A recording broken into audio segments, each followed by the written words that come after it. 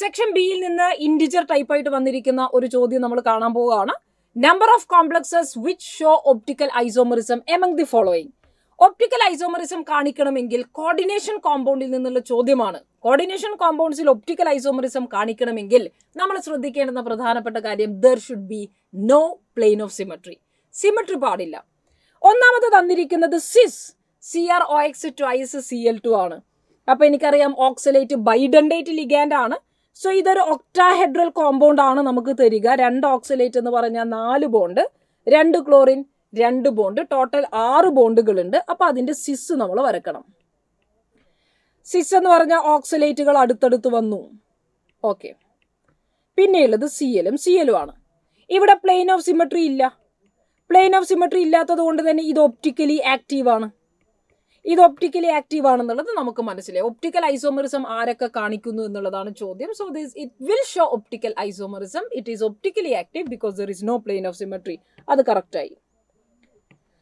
രണ്ടാമത്തെ ആള് നമുക്ക് COEN ത്രൈസ് ആണ്. എഥിലീൻ ഡയമീനും ബൈഡൻഡേറ്റ് ലിഗാൻഡ് ആണ്. അപ്പൊ അതും ഒക്ടാഹെഡ്രൽ ആണ് ജിയോമെട്രി.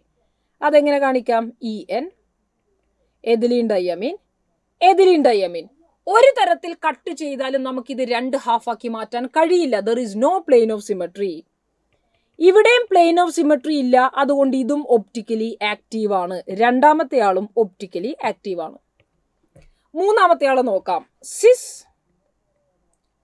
പ്ലാറ്റിനം EN ട്വൈസ് സിസ് ആണ്. എഥിലീൻ ഡയമീൻ ട്വൈസ്, 2 ക്ലോറിൻ ഉണ്ട്. നേരത്തെ ഏറ്റവും ഫസ്റ്റ് നമ്മൾ വരച്ചതിന് വളരെ തുല്യമായിരിക്കുന്ന ഒരേപോലത്തെ കേസാണ് തന്നിരിക്കുന്നത്. കാരണം ഇതിനെയും കട്ട് ചെയ്ത് ഈക്വൽ ഹാഫ്സ് ആക്കാൻ കഴിയില്ല. There is no plane of symmetry and therefore this is optically active. മൂന്നാമത് കൊടുത്തിരുന്നയാളും ഒപ്റ്റിക്കലി ആക്റ്റീവ് ആണ്. നാലാമത്തെ ആള് again repetition cis CO cis ആണ്. എഥിലീൻ ഡയമീനെ നമ്മൾ കാണിക്കുന്നു. എങ്ങനെ വേണമെങ്കിലും വരക്കാം. ഇങ്ങനെ ഇത് വെച്ച് കട്ട് ചെയ്ത് സിമട്രി ഉണ്ടാവുന്ന തെറ്റിദ്ധരിക്കരുത്. കാരണം രണ്ടും 2 വശത്തേക്കാണ്, രണ്ടും 2 ഡയറക്ഷനിലേക്കാണ്. അതുകൊണ്ട് മേലെയും താഴെയും ഈക്വൽ ആണെന്ന് തെറ്റിദ്ധരിക്കരുത്. ഇങ്ങനെ കട്ട് ചെയ്ത് സിമട്രി ഉണ്ടാവുമെന്ന് വിചാരിക്കരുത്. ഇത് ബാക്കിലേക്കും ഇത് ഫ്രണ്ടിലേക്കുമാണ്. രണ്ടും 2 ഡയറക്ഷനിലാണ്. So there is no plane of symmetry. It is optically active. നാലാമത്തെ ആളും ഒപ്റ്റിക്കലി ആക്റ്റീവ്. അടുത്തയാളെ നമ്മൾ കൺസിഡർ ചെയ്യുന്നു ട്രാൻസ്. പ്ലാറ്റിനത്തിന്റെ ഓപ്പോസിറ്റ് ഞാൻ എഥിലീൻ ഡയമീനെ വെച്ചു, ക്ലോറിനും ക്ലോറിനും വെച്ചു. Now there is a plane of symmetry. നിങ്ങൾക്ക് ഇങ്ങനെ കട്ട് ചെയ്യാം, അല്ലെങ്കിൽ ഇങ്ങനെ കട്ട് ചെയ്യാം. There is plane of symmetry, therefore this is optically inactive. അപ്പൊ ഈ ആള് വരില്ല, ഇനാക്റ്റീവ് ആണ്.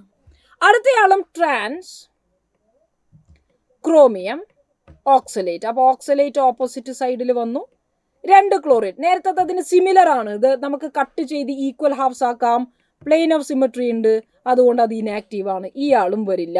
സോ ടോട്ടൽ എത്ര പേരാണ് ആക്റ്റീവായി വന്നിരിക്കുന്നത്? 4 പേർ. ഞാൻ മാർക്ക് ചെയ്തിരിക്കുന്ന 4 പേർ. This is A integer question, integer type question from coordination compounds from the topic isomerism.